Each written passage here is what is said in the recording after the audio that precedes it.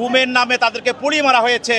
এইসব ঘটনার সঙ্গে যারা ষড়যন্ত্রকারী এবং যারা পরিকল্পনাকারী তাদের একজন ছিল এই শিরিন শারমিন চৌধুরী।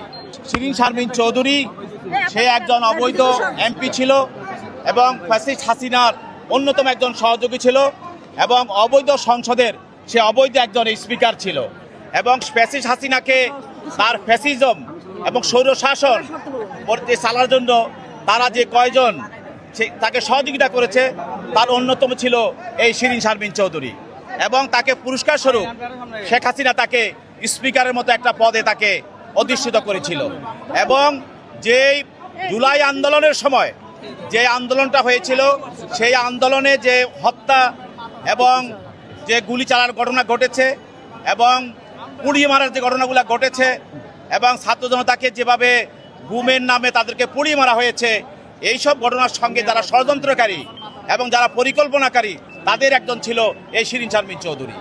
আমরা যে এই মামলায় তদন্তকারী কর্মকর্তা তার সম্পৃক্ততা পেয়ে তাকে ইতিপূর্বে তার বিরুদ্ধে মামলাটা দায়ের করা হয়েছে।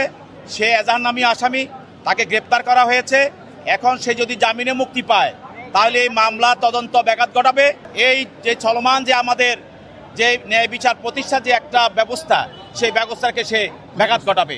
এই জন্য তাকে অন্তরীণ রাখা হোক। যদি কোনো ব্যক্তি অবৈধভাবে নির্বাচিত হয়ে অবৈধ সংসদের সাংবিধানিক পদে অবৈধভাবে অধিষ্ঠিত হতে পারে, অতএব তার দ্বারা দেশে যে হত্যাযজ্ঞ হয়েছিল, ছাত্র জনতাকে যেভাবে পুড়িয়ে মারা হয়েছিল, এইসব পরিকল্পনা ষড়যন্ত্রের সঙ্গে তার জড়িত থাকা স্বাভাবিক এবং সেই ছিল।